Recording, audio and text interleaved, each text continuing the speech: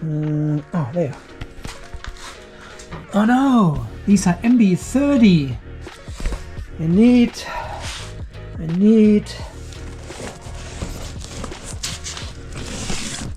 MB31.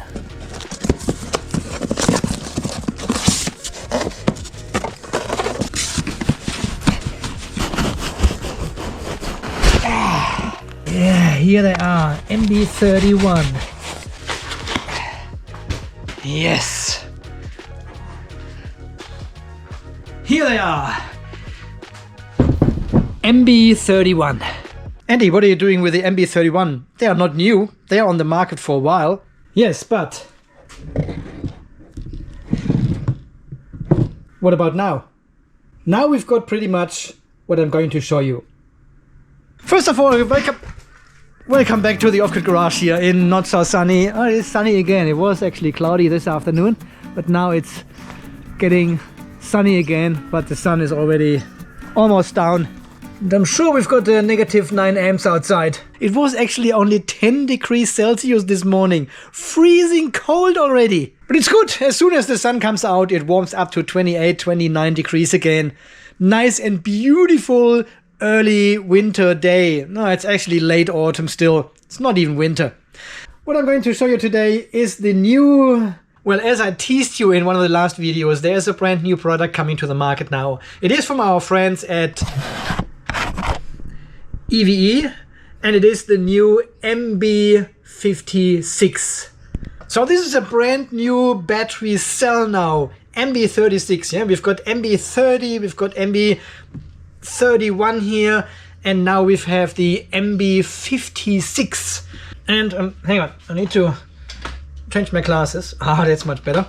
And the cell is not out yet, but it is very close to the release date. And I was able to obtain this specification sheet already for the MB56 cell from EVE. And we want to go through some of the important specifications of this cell here. And I want to show you what to expect when you buy such a cell, because there is some quite interesting stuff here in regards to the compression, and I'll show you later. So it is the official model MB56, and this already suggests that we have 560 ampere hours, so twice as much as in a 280 ampere hour battery, but this is not the case.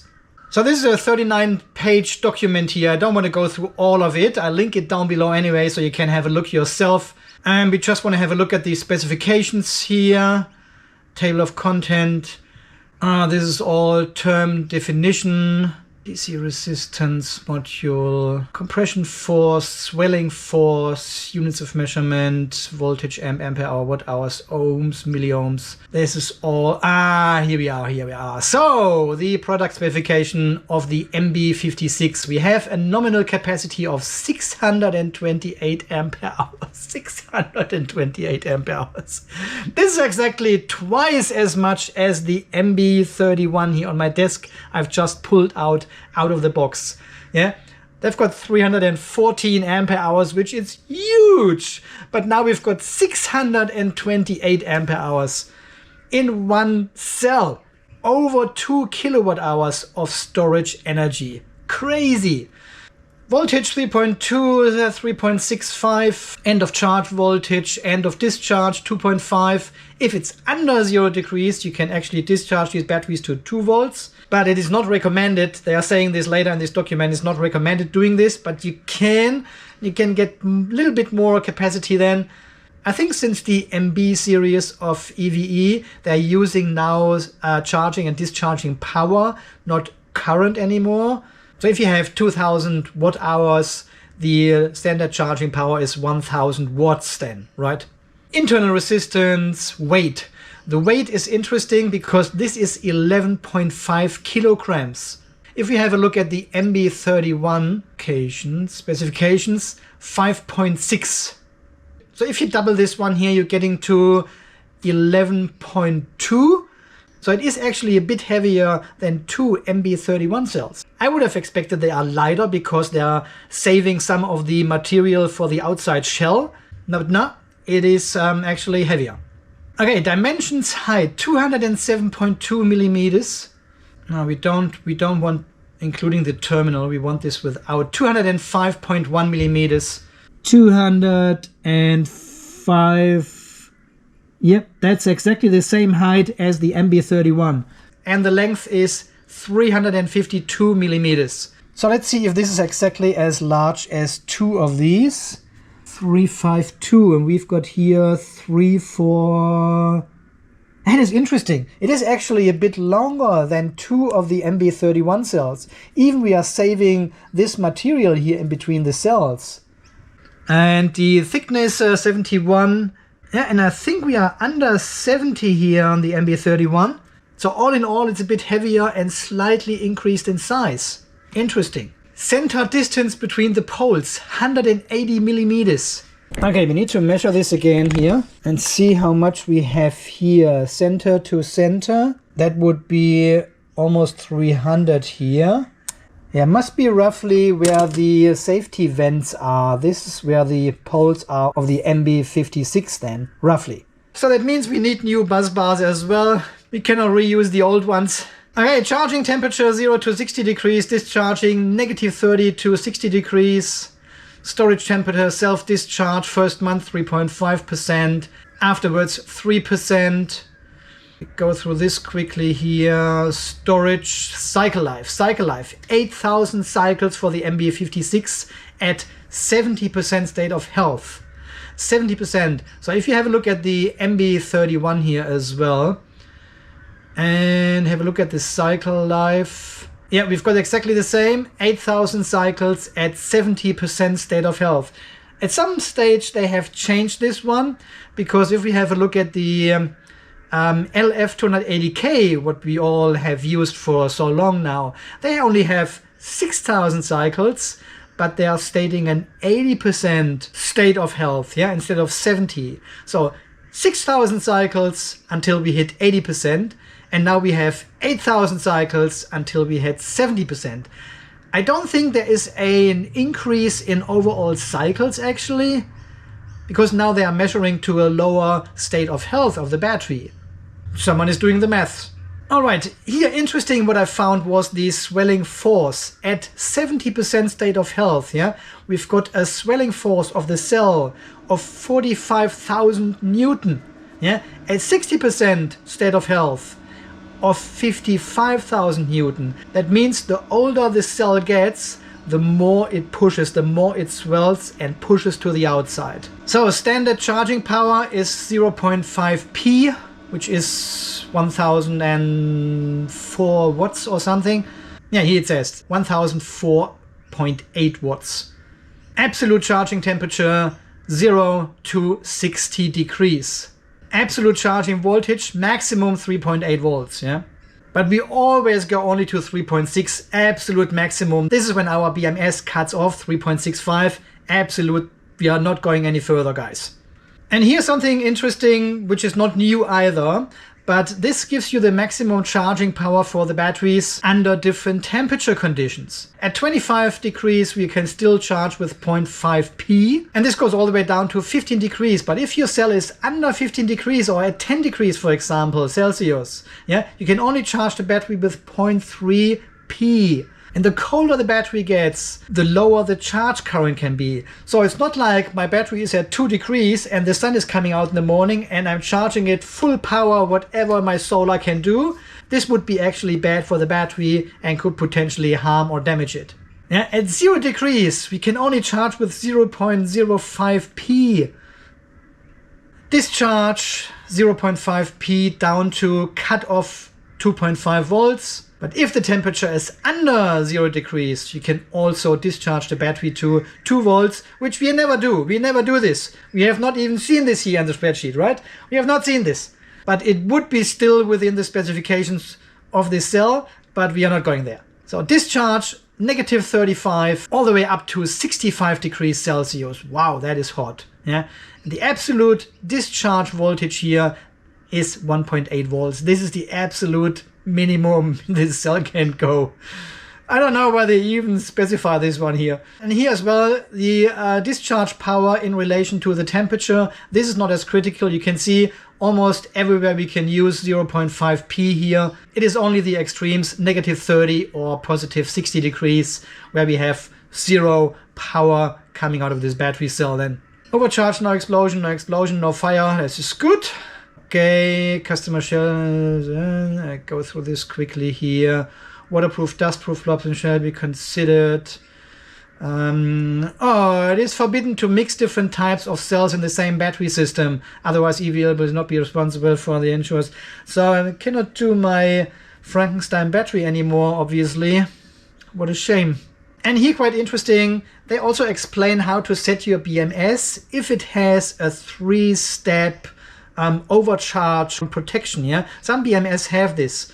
The JK has only one level of overvoltage protection, but the PACE or the Seplos, for example, they've got multiple stages. So at 3.65, you should stop charging. Yeah, if the cell still keeps rising because there's something wrong with your charger, it doesn't react to your request from the BMS, it keeps charging. Yeah, at 3.7 volts, a BMS alarm should then occur, and this is what the new JK BMS can do with the buzzer and the red light and the voice alarm and all this kind of stuff. So you can set this to 3.7 volts. As a third, charging is the first, this should be the second, and then we've got the third.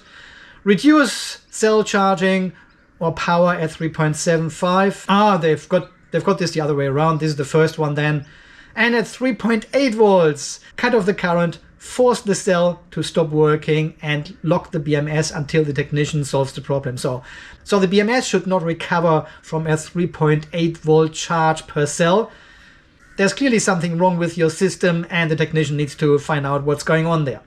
Discharging ends at 2.5 volts, over 0 degrees, under 0 degrees at 2 volts. And this can go all the way down to 1.75 volts, but then again the BMS should lock until someone looks at the system and then manually puts the BMS back in on duty. Short circuit, they are saying you have to have a protection device inside the battery or next to the cell. And then the overcurrent protection is being done by the BMS. So upper limit charging capacity. Charging capacity should be smaller than 709.64 ampere hours. 113% of the nominal capacity. What if it is over? Is this a bad cell then? Shouldn't we use them anymore? Everyone would be really happy if they buy an MB56 and get 710 ampere hours out of it. Can you imagine? But obviously this is a problem here, so they mention it should not be occurring. Laser welding depth smaller than 2 millimeters. Maximum pressure on poles 500 Newton meters. Maximum torque 6 Newton meters. This is the twist torque basically. Maximum temperature of poles 130 degrees. And this is the maximum temperature that the poles bear before the plastic pad deforms. Interesting, 130 degrees. Suggested number of welding rings, 1 to 2. When using under high power conditions, it is recommended to weld 2 circles. Well, what we can see here, for example, I think this is only 1 circle, right? There's only 1 welding circle. But this is also not made for high power conditions. These are cells made for solar storage solutions. Alright, and now it comes.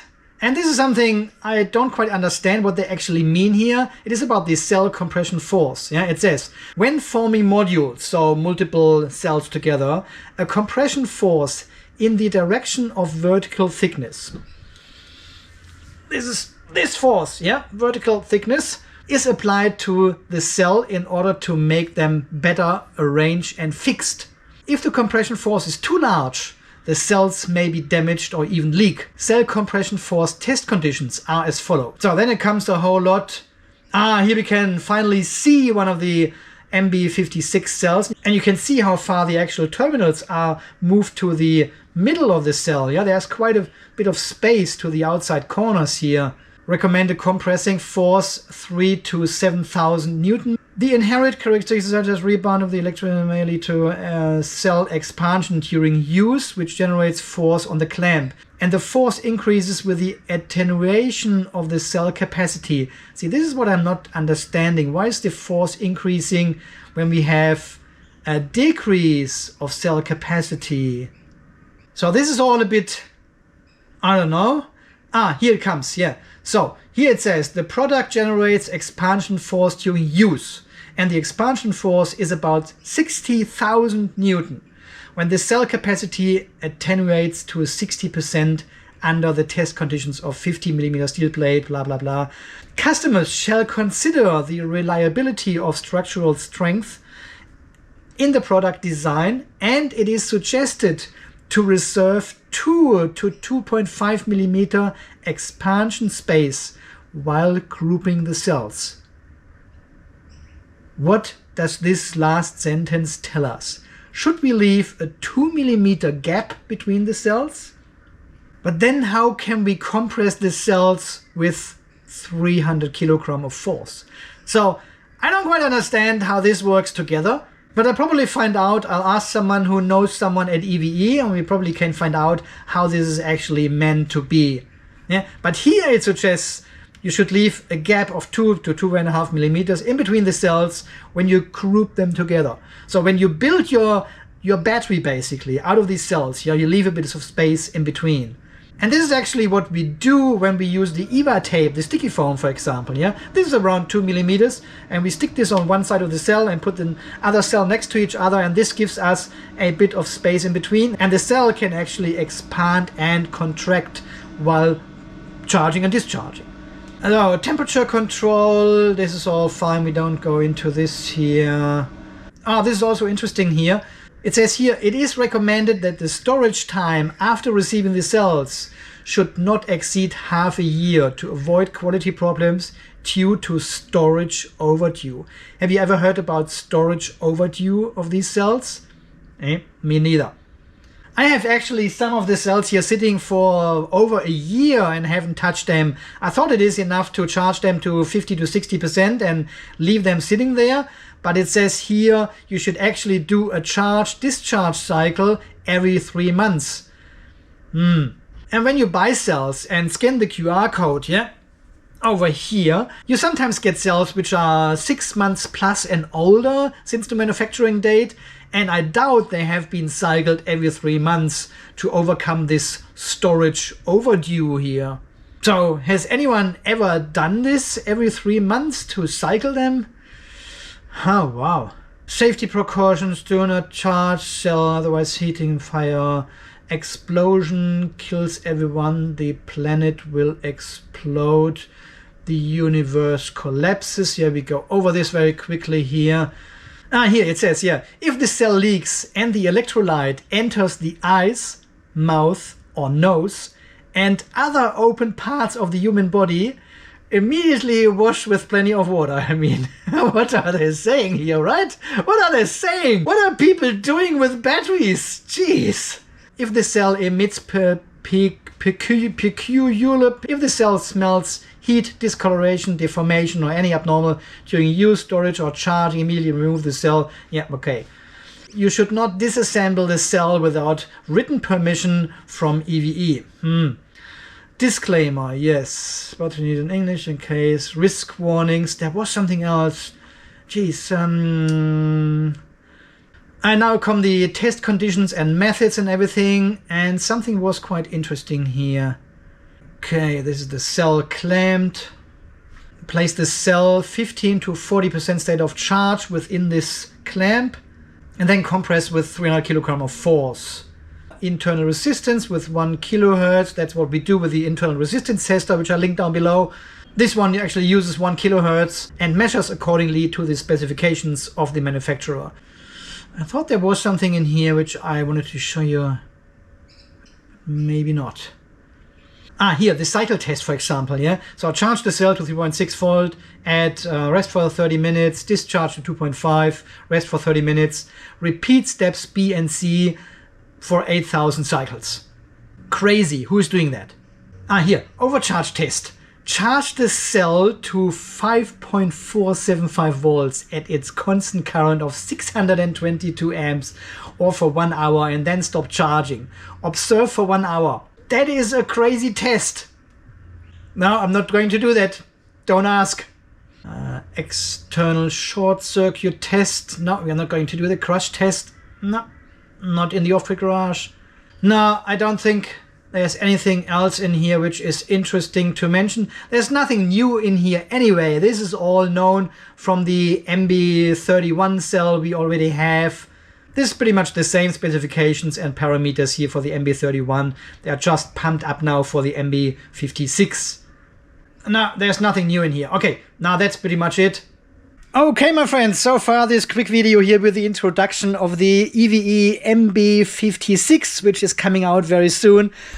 It looks basically like two MB31s, so this is roughly the dimensions of the MB56. It is a bit heavier, a bit longer, a bit wider, and has a lot of capacity. I mean, 2 kilowatt hours from one cell. So you still need 16 of these to make a 48-volt battery, but this battery has then over 30 kilowatt hours in one battery pack. Yeah, one battery pack. And I've seen some manufacturers like Yixi, for example, they already built do-it-yourself cases for the MB56. The case is obviously larger and it is super heavy. So at this point, I'm not quite sure how to handle these cells then, because if you put them in a do-it-yourself box, for example, yeah, you can only wheel it around because this will be far over 220, 230, 240 kilos roughly, and it's far too heavy to lift with even 4 people. So the normal battery cases you can still lift with 4 handles and 4 people, 25, 30 kilos per person then. You can still lift them up, but not anymore with a case and MB56 cells inside. So all these cases actually need to have wheels to move this battery around. And I probably even max out my crane with lifting 250 kilograms when it's fully extended. But we will see what they come up with if they stack the batteries of 2 levels then, or have them all on one level, or if they put them in sideways, like so many manufacturers do at the moment to reach the 30 kilowatt of storage capacity. And then they have these cells basically bottom to bottom on 2 sides of the case, but with only 1 BMS. Yeah, it's a 2P16S battery then. I'm not a big fan of that, but this is what they are doing right now. So it will be interesting to see what manufacturers come up with ideas for the MB56 cells. So guys, let me know in the comments down below. Would you use the MB56 cells, or would you rather use 2 of the MB31 cells? Yeah, easier to handle, a bit more flexibility with the cases. So these upcoming large capacity cells are almost for utility size storage solutions, while these ones here are far more suitable for do-it-yourself projects. And as you can see, there's still no new chemistry coming out from EVE or something, salt or solid state or something. It is still the good old lithium iron phosphate, because this chemistry in these batteries here is so good and very, very cheap.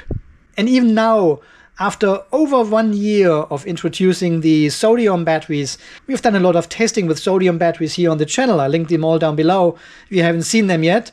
But even now, after 1 year, over 1 year, there is still no breakthrough or no replacing lithium iron phosphate batteries with salt batteries. It is still not there. And I told you back then already, I doubt this will actually come. We will still use the lithium iron phosphate chemistry for a very, very long time. It will not be replaced by anything else. Maybe in 10 years time, maybe in 15 years or in 20 years time, but lithium iron phosphates will keep developing. And we can see this clearly here with EVE coming out with an MB56 cells as lithium iron phosphate. Not salt, not solid state, not any other chemistry, lithium iron phosphate. And I tell you, this is actually good because they are so easy to handle, easy to charge and discharge, very powerful. All the equipment works with these batteries. The perfect cell chemistry for do-it-yourself projects. Alright my friends, as always, thank you so much for watching. Thanks for all your great support here on the channel, for all these donors. Thank you very much to everyone who's leaving nice comments down there, who's sharing and liking these videos here. All this support makes these videos possible, as you know. Otherwise we wouldn't be talking about MB56 cells, and I wouldn't have any MB31 cells here to show you. So thank you very, very much for your overall generous support. And until the next video, guys, when we do something... yeah, I know exactly what we're doing, yeah. Until then, guys, you stay charged, stay safe, and thanks again for watching. See you then. Bye-bye. MB56. There it is.